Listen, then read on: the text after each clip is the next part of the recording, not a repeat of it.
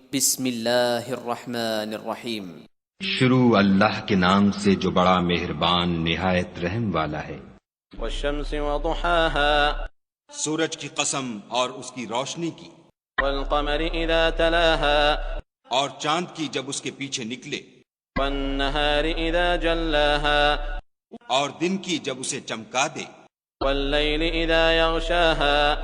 اور رات کی جب اسے چھپا لے، والسماء وما بناها، اور آسمان کی اور اس ذات کی جس نے اسے بنایا، والارض وما طحاها،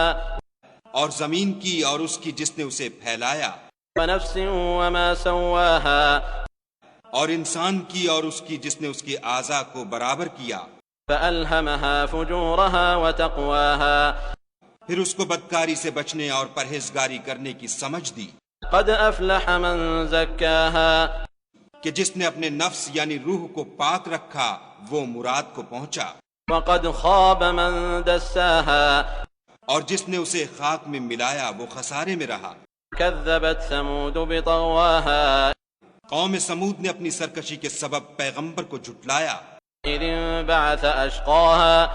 جب ان میں سے ایک نہایت بدبخت اٹھا، فقال لهم رسول الله ناقة الله وسقياها، تو خدا کے پیغمبر صالح نے ان سے کہا